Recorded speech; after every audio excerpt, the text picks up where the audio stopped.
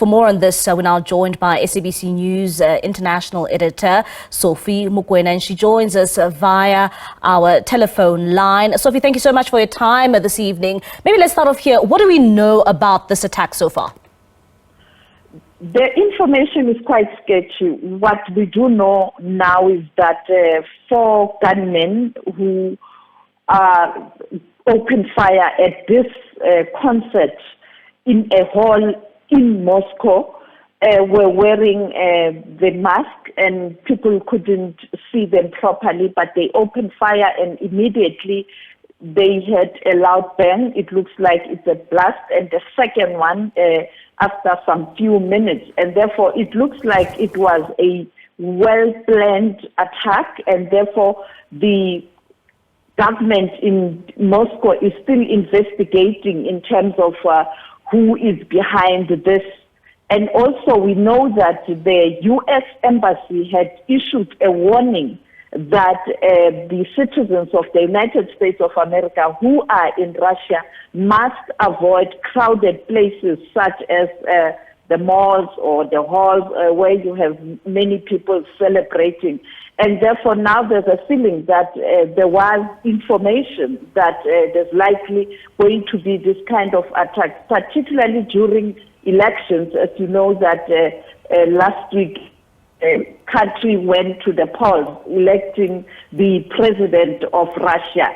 Therefore, there was a warning in terms of security, and this is what happened today. And therefore, we are waiting to hear perhaps a statement from President Vladimir Putin. You know that the intelligence services in Russia, they are quite thorough in terms of investigations. You can see in terms of how they were how they quickly responded to this attack, that very soon we'll be able to get information in terms of perhaps who or which group or individuals are behind this incident. And Sophie, this happens at a time when we know of that war between Russia and Ukraine. One would also ask, have we seen anyone take responsibility for this attack? At the moment, no one has indicated that he or the organization is behind this attack. But during the day, there was a statement issued by the U.S. again, where U.S. was saying that it will not support, and NATO in particular, support Ukraine attacks in Russia.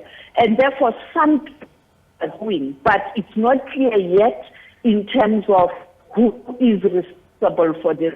But correct, during the day there were reports that there was heavy attack on Kyiv by Russia, and the damage was huge. So it's not clear whether this is retaliation in terms of what happened during the day, Russia attacking Ukraine, or these are individuals within Russia. As you know that there are people who are not supporting the current president, Vladimir Putin.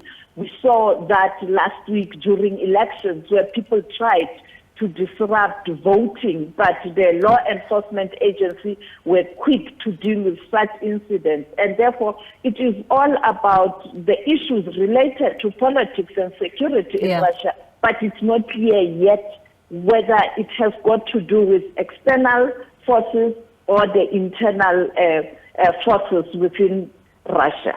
All right, Sophie, thank you so much for that update. Of course, that is our international news editor, Sophie Mokoena, just giving us an update there when it comes to that attack in Moscow. Of course, they're saying that details remain sketchy at the moment. And of course, we have not seen a statement coming out from Russia to clarify exactly where this attack comes from. And as soon as that information comes out, we will continue to give you that update.